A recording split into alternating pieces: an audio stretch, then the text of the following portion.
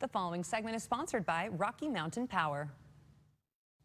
The more we look into the future, the more electric things are looking. Literally, electric cars are on the rise in popularity. And here to tell us about how Utah is planning for this, we've got James from Rocky Mountain Power. Thank you so much for joining us. Well, thank you, and thank you for having me. We are so glad to have you. Now, I feel like I can't go outside without seeing a bunch of electric cars on the road. How are we planning to be able to support this? Yeah, I know. It's kind of fun, right? Every time I go into an intersection, it seems every other car at that intersection's an EV. So, yeah, Rocky Mountain Power, we see the future's coming and that we need to get prepared for that. Actually, starting in about 2016, there was only about 0.2% cars in Utah were EVs. And then today it's about 3%. So we've seen a big growth. But now we're talking about in the next 10 years up to 30%. And so that's a pretty substantial change. And so what we need to do to prepare for that, one of the biggest barriers is going to be infrastructure, EV charging. So that's something that we're really committed to do. And you guys are going to make sure that there's plenty of those on the roads, because that would be the one problem I would think. If you've got an electric car and you run out of batteries, you're in trouble. You can't get home. Yeah, one of the nice things that's happened, though, batteries today in electric vehicles have gotten bigger, so the range is, you can go much farther.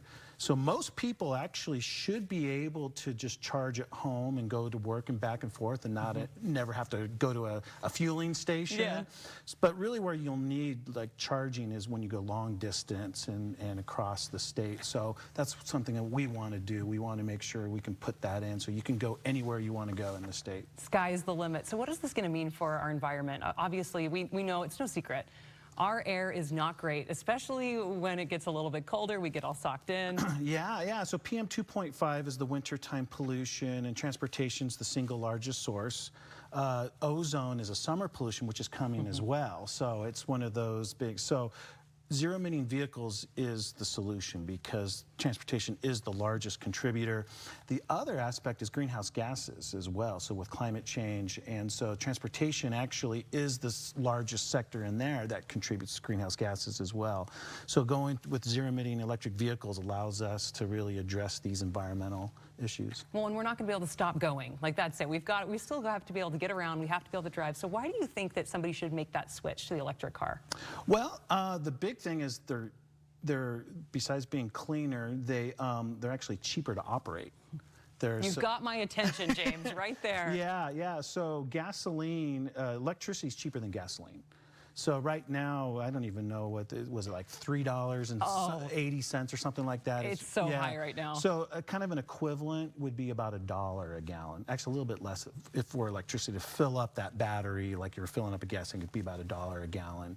So it's cheaper there. Plus, you don't have to do any maintenance on it as well. So it's like your refrigerator. You just have this motor that just runs for 15 years and you never have to do any maintenance, no oil changes, nothing like that.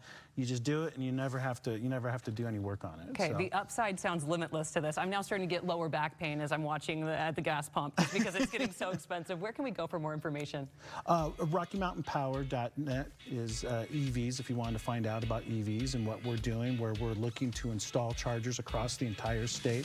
We're looking to install extreme fast chargers. So you can get a fill up, you can charge that battery in like 5 to 10 minutes. That's so incredible. it'll be a seamless experience. Awesome. Thank you so much for joining us today, James. My pleasure.